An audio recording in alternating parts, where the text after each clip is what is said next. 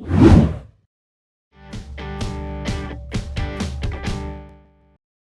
Première Guerre mondiale vers une guerre totale. Donc voilà le chapitre que l'on va étudier aujourd'hui. Ce qui va nous intéresser dans un premier temps, c'est de décortiquer le sujet. Donc on a la question quand, où, qui et quoi. Dans un premier temps, ce qui est très important pour vous, c'est de comprendre l'intitulé même du sujet. On va parler de la Première Guerre mondiale, ce qui sous-entend qu'il y aura une deuxième, que vous étudierez plus tard. Et donc on va s'intéresser également au terme de mondial, évidemment. Pourquoi est-ce qu'on parle de cette première guerre qui touche le monde entier? Et évidemment, le mot-clé ici dans le sujet, c'est la guerre totale. Donc il faut que vous compreniez ce que ce terme signifie, tout ce qu'il y a derrière cette expression d'historien. Première borne chronologique à retenir, l'été 1914, c'est le début de la guerre. L'Autriche-Hongrie déclare la guerre à la Serbie, ce qui, par le jeu des alliances, provoque une guerre qui concerne toute l'Europe. En 1915, la période de 1915 à 1916, il faut retenir le début du génocide des Arméniens, donc ça dure jusqu'à la fin de l'année 1916.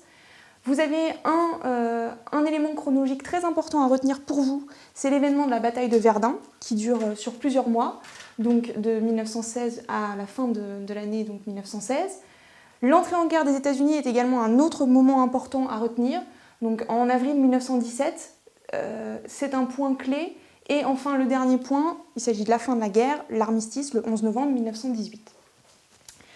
Où est-ce que ça se passe? Donc, on l'a vu, cette guerre, elle concerne l'Europe, évidemment, mais elle concerne en réalité le monde entier, puisque toutes ces colonies sont impliquées. Donc, ça va concerner des colonies qui se trouvent en Afrique et en Asie. Essentiellement, les batailles célèbres auront lieu tout de même en Europe. Enfin, qui est concerné? On va avoir deux grandes alliances. Évidemment, il y a d'autres pays qui sont concernés, mais c'est cela qu'il faudra retenir. On a d'un côté l'alliance qu'on appelle la Triple Alliance, avec les trois empires centraux, l'Empire allemand, l'Empire austro-hongrois et l'Empire ottoman. De l'autre côté, on a la Triple Entente, le Royaume-Uni, la France et la Russie dans un premier temps, au début de la guerre, jusqu'en 1917.